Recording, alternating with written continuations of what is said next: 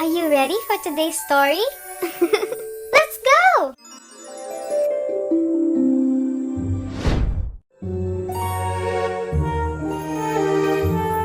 My bedtime stories.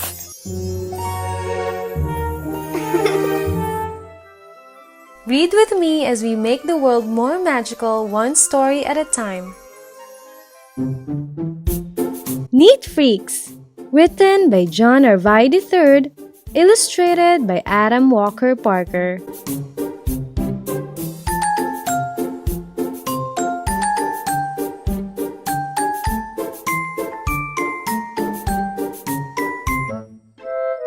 The toys were left out in a state of disgrace. It looked like an earthquake had shook this whole place. Both kids were upstairs in their rooms fast asleep and refused to clean up their big messy heap. It was later that night when a couch cushion wiggled. The Neat Freaks climbed out, they all grinned and then giggled. The Neat Freaks all travel through couches unseen, then come out at night to find messes to clean.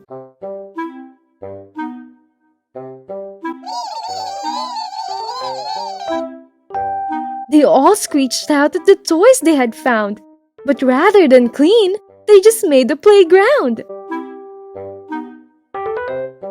The freaks saw a slingshot right next to the chair. In a flash, they were flying like birds through the air.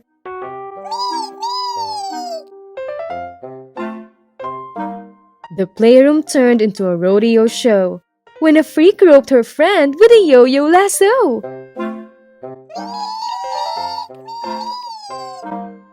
They all cheered from the trucks as they raced. Then crash! They collided! So much for first place!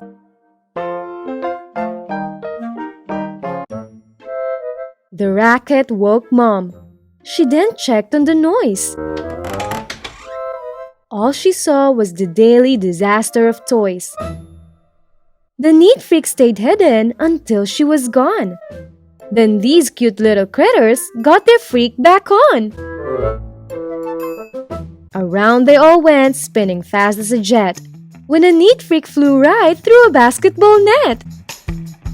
They spotted some clothes in a pile by some balls. It turned out that they were all costumes for dolls. The Neat Freaks played hockey with cars as their skates. There was only one problem. They couldn't skate straight. Then all of a sudden, there came a loud rumbling. The Neat Freaks stopped playing as their bellies were grumbling. They all roared, now in need of a feast. Their hunger then changed them to a toy-munching beast. You see, it's not food that fills up a freak's tummy. It's the mess that it seeks because it's so yummy.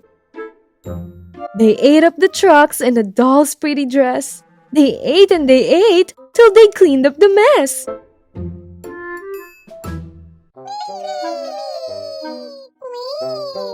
They all groaned, overstuffed with toy treats. Left behind was the playroom, now tidy and neat.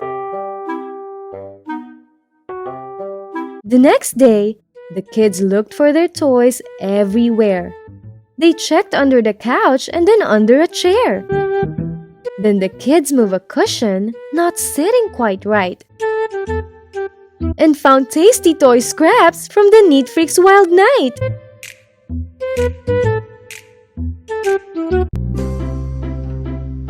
So kids, if you want to have your toys the next day, then clean up your mess to keep the Neat Freaks away. The end.